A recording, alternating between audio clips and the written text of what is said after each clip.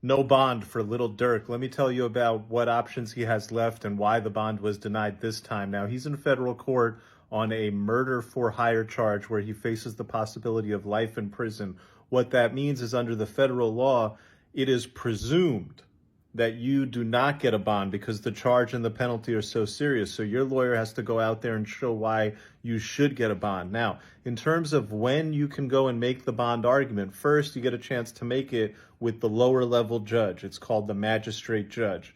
If you lose there, you can appeal to the district judge. Now, he lost at the magistrate level. He went to the district. The district has now denied him. I'm going to tell you why the district judge denied him. He has one option left, which is he can go to the circuit judge. I don't think he's going to go to the circuit judge because what happens is sometimes the district judges build a pretty good record and give a very good explanation of why they decided to deny the bond. And in those cases, it's not likely that a circuit court of appeals is going to go and overturn that decision and then give you a bond. In this case, the district judge gave a reasoned opinion, and he gave Dirk certain credit, showing that, he is thinking about this and evaluating it and trying to do what's right and fair. Ultimately, what the district judge decided to deny the bond on was a couple of factors. First, he said that the airline reservations and the going to the airport on the same day that the arrest was announced.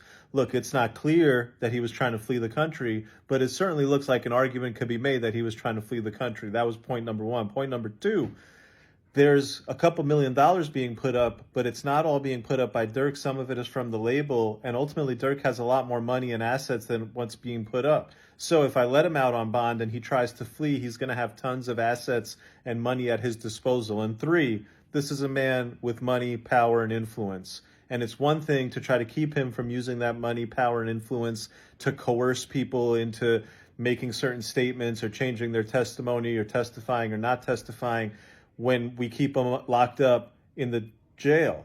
If we let him out on home confinement, it makes it much easier for him to try to make those types of maneuvers. So ultimately, murder for hire, life in prison, these three factors, I will not give this guy a bond. The judge wrote that up in the minutes. I don't see an appeals court doing anything. I think what you're going to have happen here is this case will go to trial.